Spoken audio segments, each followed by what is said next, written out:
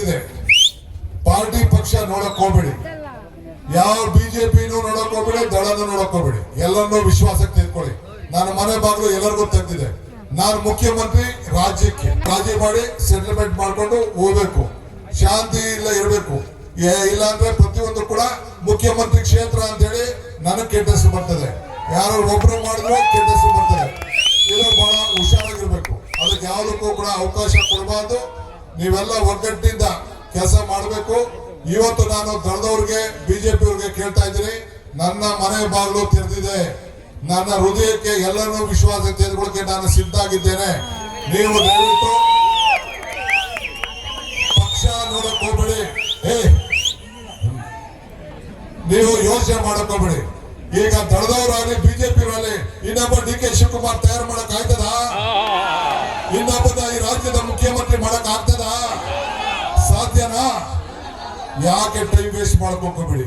ನಿಮ್ಮ ಅಸೂಯೆ, ದ್ವೇಷ, ಮನೋಭಾವಿಕತರು ಅವ್ರ ಮನೆ ಬಾಗಿಲು ಹೋಗಿ ನಾನು ಕರಿತಾ ಇದ್ದೀನಿ ಅಂತೇಳಿ ಸ್ವಾಗತ ಮಾಡಿ ನಾನು ಭೇಟಿ ಮಾಡ್ತೀನಿ.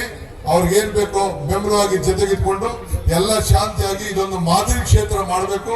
ನಿಮ್ಗೆ ಏನೇನ್ ಆಗ್ಬೇಕು ಅಂತ ಹೇಳಿ ಈಗ ಒಂದು ಪಟ್ಟಿ ಮಾಡ್ಕೊಳ್ಳಿ, ಪಂಚಾಯತಿ ಕೂತ್ಕೊಂಡು ಪಟ್ಟಿ ಮಾಡ್ಕೊಳ್ಳಿ. ಕನಕಪುರದಲ್ಲಿ ನಾನೊಂದು ಅಧಿಕಾರಿನ ಇಟ್ಟಿರ್ತೀನಿ, KS ಅಧಿಕಾರಿನ ಇಟ್ಟಿರ್ತೀನಿ, ಅಲ್ಲಿ ಬಂದು ಅರ್ಜಿ ಕೊಡಿ. ನಾನು ಬೆಂಗಳೂರಲ್ಲಿ ಭೇಟಿ ಮಾಡಕ್ ಆಗ್ಲಿಲ್ಲ ಅಂದ್ರೆ ಅಲ್ಲಿ ಬಂದು ಅರ್ಜಿ ಕೊಡಿ, ನನ್ ಸಾಯಂಕಾಲ ಬಂದು ಕೊಡ್ತಾರೆ. ನಾನು ಸುರೇಶ್ ಕೂತ್ಕೊಂಡು ನಾನು ನೋಡ್ತೀವಿ, ಲೀಡರ್ಗಳು ನೋಡ್ತೀವಿ, ಏನಾಗ್ಬೇಕು ಅನ್ನೋದನ್ನ ತೀರ್ಮಾನ ಮಾಡ್ತೀವಿ. ಇದನ್ನ ಉಪಯೋಗಿಸುವಂತ ಕೆಲಸ ನೀವು ಮಾಡಬೇಕು. ಇಷ್ಟು ಮಾತ್ರ ಈ ಸಂದರ್ಭದಲ್ಲಿ ತಾವೆಲ್ಲ ಇಷ್ಟು ದೊಡ್ಡ ಜವಾಬ್ದಾರಿಯನ್ನ ಕೊಟ್ಟಿದ್ದೀರಿ. ಈ ಅಧಿಕಾರ ನಂದಲ್ಲ, ಈ ಅಧಿಕಾರ ನಿಮ್ಮದು. ನಾನು ಎಷ್ಟೇ ದೊಡ್ಡವನಾದ್ರೂ ಕೂಡ, ಈ ರಾಜ್ಯದ ಮುಖ್ಯಮಂತ್ರಿ ಆಗಿದ್ರು ಕೂಡ, ಏನಿದ್ರು ನಮ್ಮ ಬಾರೆ ಕೆಳಗಡೆ ಯಾರೋ ಹೋಟ್ಲು ಬಿಡೋದು ನಮ್ಮ ಹುಡುಗ, ಆ ಬಾರೆ ಕೆಳಗಡೆನೆ ಕನಕಪುರಕ್ಕೆ ಬರ್ತಿದ್ದಂಗೆ ನಂದು ಯಾವುದು ಇಲ್ಲ. ನೀವು ಏನಿದ್ರು ನಾನು ನಿಮ್ಮ ಮನೆಯ ಸೇವಕ.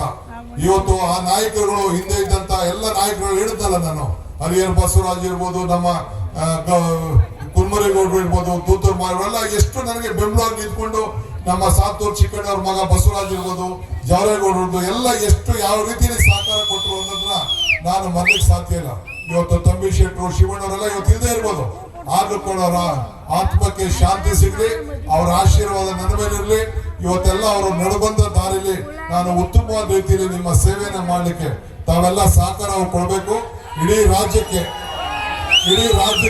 ಈ ಸೇವೆ ಅನುಕೂಲ ಆಗ್ಬೇಕು ಅಂತ ಹೇಳಿ ಇಷ್ಟು ದೊಡ್ಡ ಸಂಖ್ಯೆಯಲ್ಲಿ ತಾವೆಲ್ಲ ಬಂದಕ್ಕೆ ತಮ್ಮೆಲ್ಲರೂ ಕೂಡ ವಂದಿಸಿ ಶುಭ ಹಾರೈಸಿ ಮತ್ತೆ ನಿಮ್ಮೆಲ್ಲರ ಪಾದಗಳಿಗೆ ನನ್ನ ಸಾಷ್ಟಾಂಗ ನಮಸ್ಕಾರಗಳನ್ನು ಅರ್ಪಿಸಿ ಈ 4 ಮಾತನ್ನು ಮುಗಿಸಲು ಎಲ್ಲರಿಗೂ ನಮಸ್ಕಾರ.